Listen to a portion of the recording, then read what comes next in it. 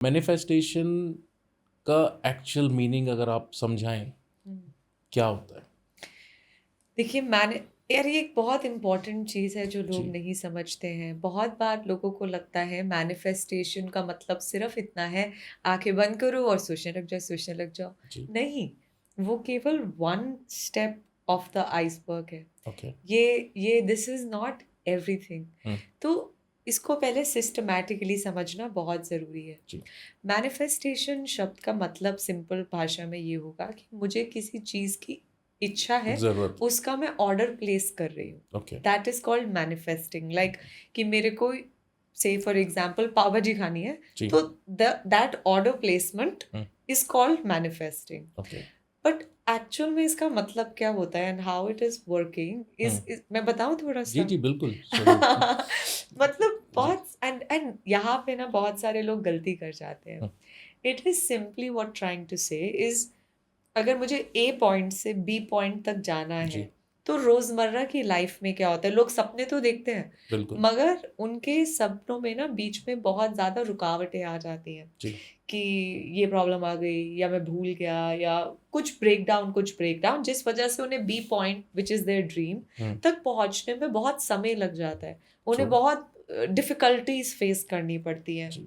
जब आप मैनिफेस्टेशन को उसके लॉजिक्स की तरह के साथ यूज करते हैं तो इट इज सिंपल कि बीच की जो सड़क है वो आपको खाली मिलती है। ओके। तो अब आप स्पीड से अपनी डेस्टिनेशन की Destination पे। तरफ पहुंच सकते हैं। ओके। बट अल्टीमेटली अब इसमें what I want to emphasize is, लोगों को लगता है मुझे कोई एक्शन लेने की जरूरत ही नहीं है, okay. Which is not true.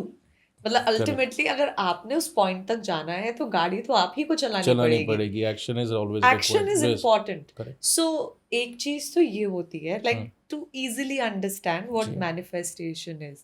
And then there are different steps to manifest जो आप अपनी रोजमर्रा की रूटीन में कर सकते हो।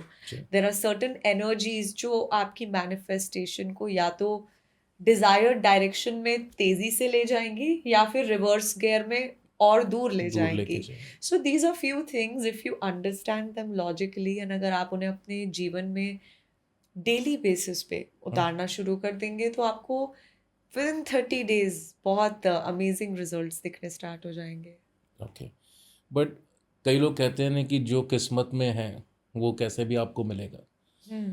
तो अगर किस्मत में कोई चीज़ है जो हमें मिलेगी, और अगर आप कह रहे हो कि मैनिफेस्टेशन के थ्रू जो हमारी डिज़ायर है जो हम चाहते हैं, तो ये कितना फ़र्क है? क्योंकि अगर किस्मत में कोई चीज़ है ही नहीं तो क्या मैनिफेस्ट करके वो मिल सकती है?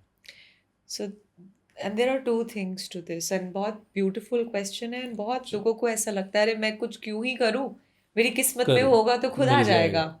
सो आजकल सब यही बात बोलते हैं। हाँ, तो उसको किस्मत नहीं, उसको काम चोरी कहते हैं। हाँ नहीं, कर्म तो करने पड़ेंगे, बिल्कुल कर्म करने पड़ेंगे।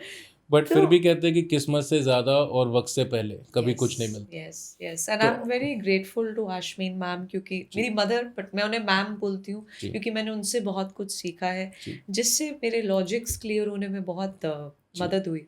तो मैम ने एक बहुत ब्यूटीफुल चीज़ सिखाई थी कि किस्मत मीन्स आप किस माइंडसेट सेट में। के अंदर ओके। हो, ठीक है। आपका माइंडसेट किस प्रकार का है। जी। Is it a negative mindset और a okay. Positive mindset? Okay. Is it a scarcity mindset या is it an abundance mindset? जी। आपका माइंडसेट जिस प्रकार का होगा बिल्कुल उसी प्रकार की चीजें आपके जीवन में आकर्षित होंगी। ओके। तो अपने माइंडसेट के बारे में रिस्पॉन्सिबिलिटी ही ना लेना कि मैं तो चलते फिरते नेगेटिव सोच रहा हूँ, नेगेटिव बोल रहा हूँ, होगा तो आ ही जाएगा, means I am not taking control of my mindset. Okay. है ना, मेरे दिमाग का कोई दिमाग नहीं है। मैं अपने दिमाग में जो चीज इनपुट करूंगी, जैसे कंप्यूटर होता है उसी की प्रोसेसिंग होगी और वैसा ही आउटपुट निकलेगा।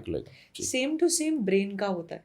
आप उसमें जैसी फीडिंग डाल रहे हैं through your eyes, through your 5 senses जी। Basically, okay. बिल्कुल वैसे ही आपकी लाइफ में वो आउटपुट्स क्रिएट करेगा। जी। तो जैसे हम लोग खाना खाने के लिए डाइट कॉन्शियस होते हैं, जी। उसी तरीके से आपको मेंटल कॉन्शियसनेस भी क्रिएट जरूरी। करनी चाहिए ओके। कि what am I consuming, is this good for me, is this song good for me, is this movie good for me और not, okay. Is this good for my mind. है ना, तो थोड़ी थोड़ी थोड़ी थोड़ी अवेयरनेसेस। एंड अगर अभी उसमें अवेयरनेस नहीं भी कर सकते, पता ही नहीं चलता, अब तो हो ही जाता है, अब तो आदत है, काइंड्स ऑफ जी थिंग्स। तो कोई बात नहीं, ग्रैटिट्यूड करना जानबूझ से शुरू कर दो। अगर करेक्ट गंदा पानी ऐसे नहीं रिलीज कर पा रहे तो अच्छे पानी की धार इतनी बढ़ा दो कि गंदा पानी खुद ब खुद स्लोली साफ हो जाए पोर आउट हो जाए। तो okay I think basically complaint नहीं करना है अगर आप मैं कहूँ एंड कि I don't say it from like moral perspective कि आप ओके एक बुरे व्यक्ति हैं अगर आप कंप्लेन करते हैं, नहीं। बट एक्चुअल में आपको ही नहीं पता, आप अपने सपनों से हम्म 10 कदम दूर चले जाते हैं with every one complaint you do. Hmm and आप हैरान हो जाते हैं कि मेरा जीवन अभी भी इतना एवरेज क्यों है। इनफैक्ट बहुत सारे लोग एक्टिवली मैनिफेस्ट करते हैं हम्म और उनके सपने पूरे नहीं होते। एंड मैं हैरान हो जाती हूँ कि वो अपने पैर पे कुल्हाड़ी क्यों मार रहे हैं। जी and they do it by complaining. They okay complain, मतलब कैजुअली कंप्लेन्स करते हैं और मैं हैरान हो जाती हम्म हूँ। मगर आप तो अपने सपने की ओर बढ़ना चाहते थे और फिर हम्म उनके पास 100 बहाने होते हैं कि उनकी कंप्लेंट सही बात लेजिटिमेट क्यों है। मगर वही है ना कि नहीं के 100 बहाने मिलेंगे सही काम का एक बहाना भी नहीं होता है तो करते हैं लोग कंप्लेंट बट ऐसा होता है ना कई लोग इसलिए कहा गया है कि अच्छा बोलो तो जो आप बोलते हो कहीं ना कहीं जैसे मैं एस्ट्रोलॉजी करता हूँ तो बोलते हैं कि सरस्वती आपकी ज़ुबान पे बैठी होती है अगर आप सही बोलोगे तो क्या मालूम वो चीज़ आपकी फलित सच हो हो जाए। जाए कि सच हो जाए बिल्कुल। तो ग्रैटिट्यूड की जैसे आप बात करते हैं कि थैंकफुल होना कितना ज़रूरी है बिल्कुल। तो ये चीज़ लोगों को समझ नहीं है क्योंकि नहीं, समझ है, ओके प्रैक्टिस नहीं है। प्रैक्टिस नहीं है ज्ञान तो भरा पड़ा है दुनिया में, ओके मगर जब उसकी इम्प्लीमेंटेशन की बात आती है जी तो इम्प्लीमेंटेशन नहीं है।